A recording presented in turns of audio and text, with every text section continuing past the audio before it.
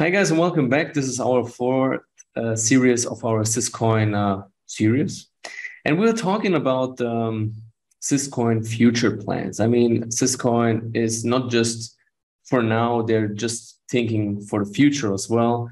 We've talked about layer two. Now we're talking about Syscoin joining the Metaverse, Web3, smart cities, and they have talks with lots of partners, and Brad will he will guide us now into the future plans of Syscoin.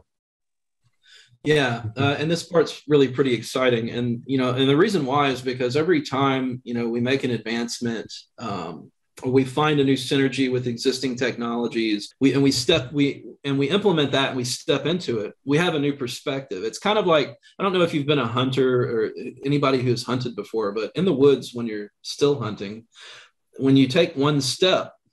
When you take a single step, the entire environment has changed, and your eyes are looking essentially at an entirely new environment with just a single step. It's kind of like that. When we step into these new technologies, there's all these new possibilities that open up that we have to assess and account for in order to plot our course to an optimal future, right? So with Rollups and everything, with advancements in zero knowledge cryptography for computation and some other things that we've seen going on, there's really a lot to look forward to, which I'll get into some specific technologies. But as far as use cases, like that's what people I think really get excited about. The concept of smart cities in our future, where your day-to-day activities are very much integrated with your value, whether that be contributing to funding a highway automatically by driving on it through through an account abstracted cryptocurrency wallet that you have or something, or other things like access to facilities based on your decentralized identity. And similarly, similar things in Metaverse with NFTs and things like that.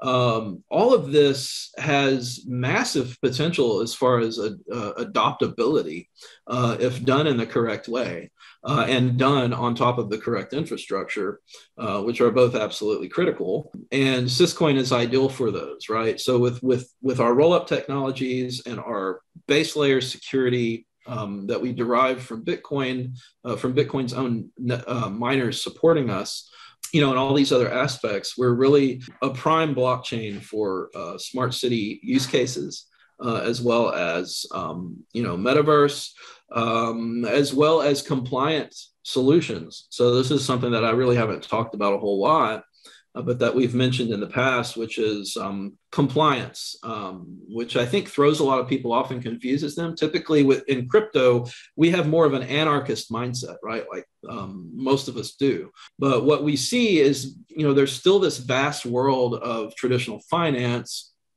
whose hands are tied. They would love to utilize public open source blockchains if they could. They've tried to use private blockchains, but they've run into roadblocks with that, where external parties don't necessarily want to trust the activity on a private blockchain that they can't openly participate in as well, and run a node. So they don't want to use those. They want to use open public blockchains, but they're unsure about regulations changing under their feet. There's a lot of this is still up in the air with regulatory bodies from different regions, right? So we have solutions in place on Syscoin that solve that. One of those solutions is already in place on our UTXO blockchain, which is really great for, say, stablecoins and CBDCs, where essentially those things can exist and you can have sovereign ownership of those tokens on an open public blockchain like Syscoin. But anytime you try to spend them, the creator of that token or the enterprise that issued that token will be able to run checks that are off chain before applying a signature to your transaction, things like that. And we're also taking that same kind of compliance concept that's opt-in, and we're going to implement that hopefully in the very near future as a roll-up that will enable similar things for DeFi, where, say, regulated securities, say like Tesla or IBM stock, can be traded on a DEX, alongside, Ethereum and Syscoin, right? Which is That's a crazy.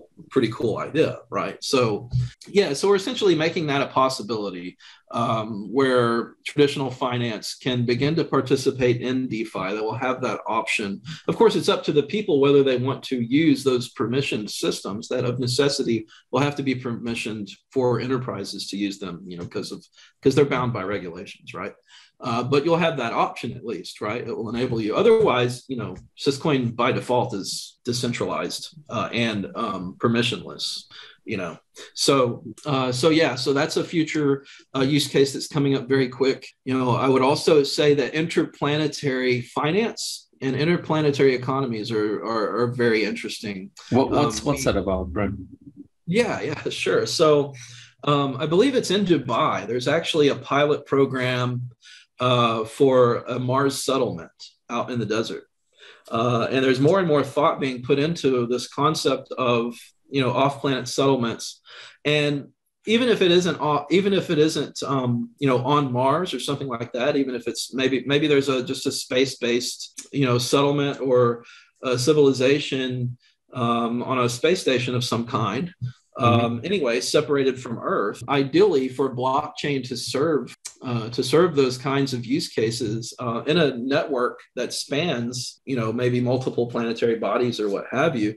By necessity, that the architecture of that system must be modular. The reason why has a lot to do with space-based communication, the latency involved in that, and the fact that you can't be, if you're going to have an economy that's working at scale where people have instant transactions, that's simply not going to work if it's all on one layer one blockchain, where the communication has immense amounts of latency, and it's not realistic, right? So with a modular design, you would have, say, a massive space settlement or colony settling on a roll-up, this other planet settling on its own roll-up, and all of those kind of settling across time and across the vast distance of space on the layer one, which would be, hosted on Earth.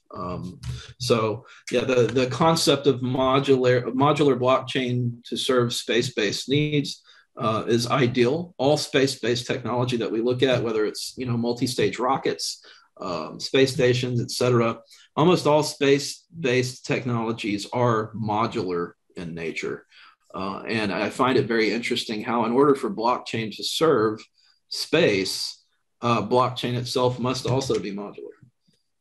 That's something really futuristic, what you're saying right now, right? I think it's relevant maybe in the next 5-10 years.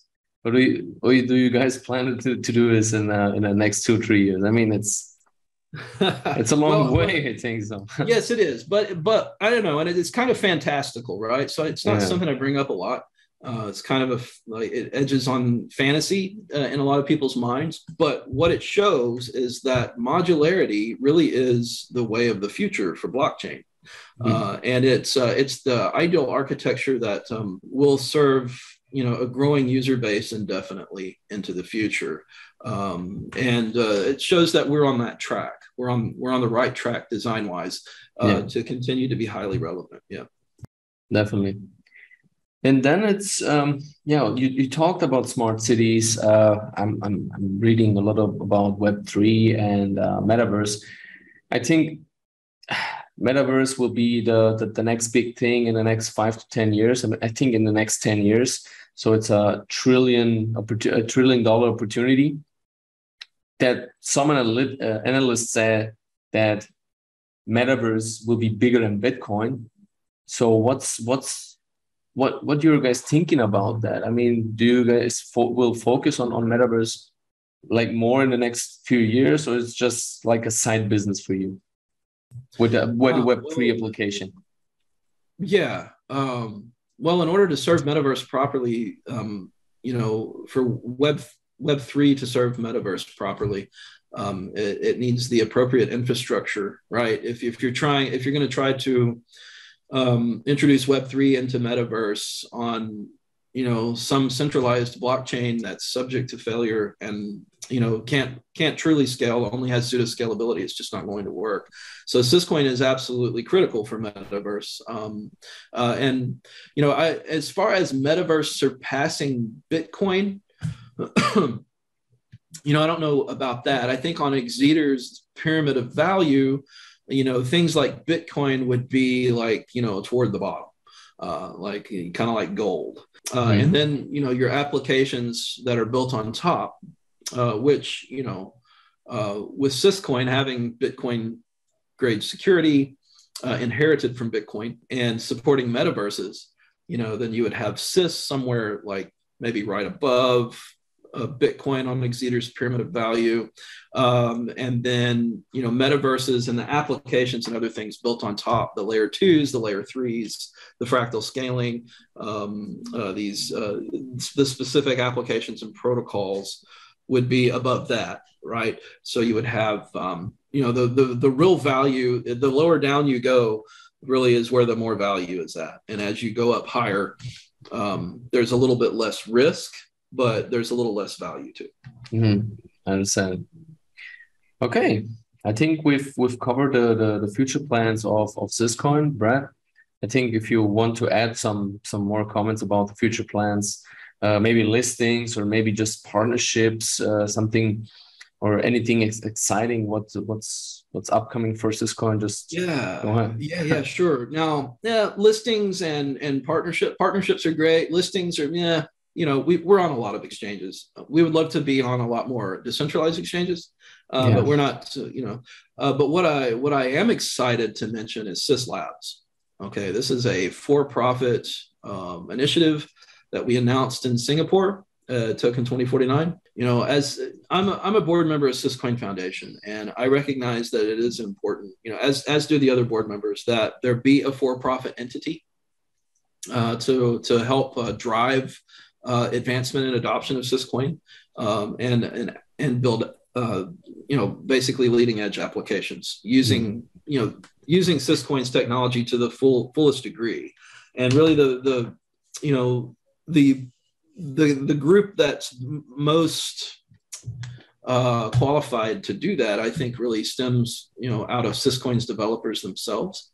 So Sys Labs is being formed, where it's in the process of being formed. It's been announced as a for-profit that is focused on building applications and exploring and researching cutting edge technology that will be specifically focused on driving global mass adoption of Syscoin. We've got some amazing ideas for applications that I don't want to get into.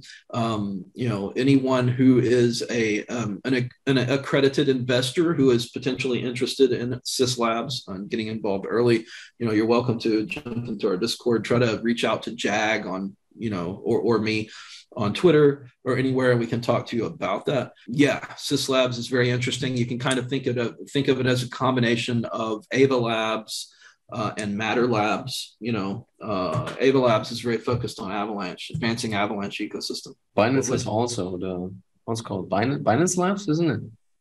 Yeah, Binance has a labs. There's a lot of these different ones out there, but Sys Labs is pretty unique in that not only are we exploring roll-up technologies, sort of like Matter Labs is doing, but we're also representing a fully modular layer 1 that is in a very interesting position market-wise alongside Ethereum and some of these others. So Sys Labs is something to keep an eye out to learn more about. And as I said, anyone who's an accredited investor that is interested in, getting involved or something, just reach out and let us know. Yeah, maybe, Brett, we should record the next videos, maybe the next week's video 5 and 6 about Sys Labs and the other partners, just to go through it. And Pegasus and all these. It will be interesting for sure. If you guys have any questions, just let us know. Just for your information, under the description, you will find the Syscoin homepage, Twitter, and all the other social medias that you can join Syscoin and have a chat with Bradley or have a chat with Jagdeep. And yeah, I think we are done with it's the fourth video. Yeah, it's the fourth video with the Syscoin future plans. Brad, I thank you for joining. Really, it was a pleasure. It's always a pleasure to talk to you, and we'll see us very, very soon in the next videos in the next series. Excellent. Thanks for having me. Bye. Bye, Brad.